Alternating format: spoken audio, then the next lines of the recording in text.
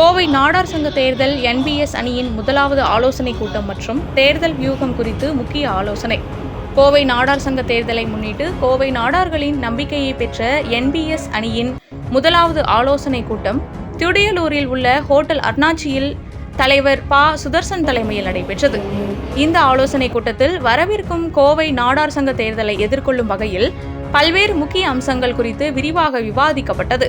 தேர்தல் பிரச்சாரத்தை தீவிரப்படுத்துவது, உறுப்பினர்களை நேரடியாக சந்தித்து அவர்களின் கருத்துக்களை கேட்பது, தேர்தல் அறிக்கையில் இடம்பெற்றுள்ள நலத்திட்டங்களை உறுப்பினர்களிடம் கொண்டு சேர்ப்பது உள்ளிட்ட பல்வேறு விஷயங்கள் குறித்து ஆலோசனை நடத்தப்பட்டது. மேலும் கோவை நாடார் சங்கத்தின் வளர்ச்சிக்கான தொலைநோக்கு திட்டங்கள், உறுப்பினர்களுக்கான புதிய சேவைகள், இளைஞர்கள் மற்றும் பெண்களின் பங்களிப்பை அதிகரிக்கும் முயற்சிகள், கல்வி மற்றும் சமூக நலத்திட்டங்களை செயல்படுத்துவது தொடர்பாகவும் நிர்வாகிகள் கருத்துக்களை பகிர்ந்து கொண்டனர். இந்த கூட்டத்தில் என்பிஎஸ் அணியின் அனைத்து கட்ட நிர்வாகிகள், தேர்தல் பொறுப்பாளர்கள் மற்றும் ஆதரவாளர்கள் திரளாக கலந்து கொண்டு தேர்தலில் வெற்றிக்காக ஒருங்கிணைந்து செயல்பட உறுதிமொழியேற்றனர்.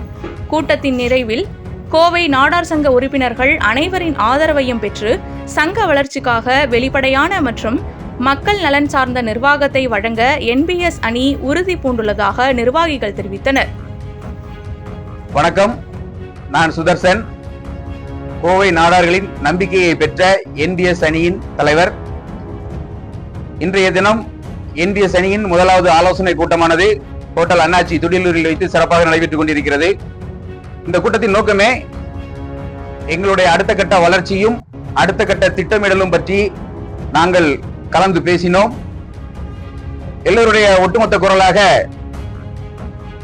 விரைவாக கோவை நாடார் சங்கத்திற்கு தேர்தல் நடத்த வேண்டும் என்ற கோரிக்கை கோவை நாடார் மக்களின் ஒட்டுமொத்த குரலாக ஒலித்தது. அதையே நாங்கள் எங்கள் என்பிஎஸ் அணியின் தீர்மானமாக நிறைவேற்றி இருக்கிறோம். ஒரு கோவை நாடார் சங்க நிர்வாகம் என்பது ஒருவரின் பதவி காலம் 3 ஆண்டுகள்.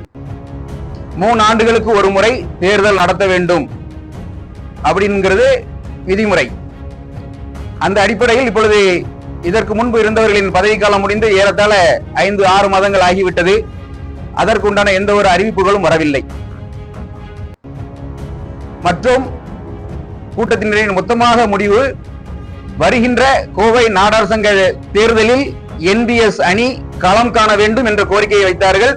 நாங்கள் அது முழு மனதாக தேர்தலில், இந்த வருகின்ற தேர்தலில் என்பிஎஸ் அணி களத்தில் சந்திக்க தயாராக முழு முனைப்போடு இருக்கிறோம்.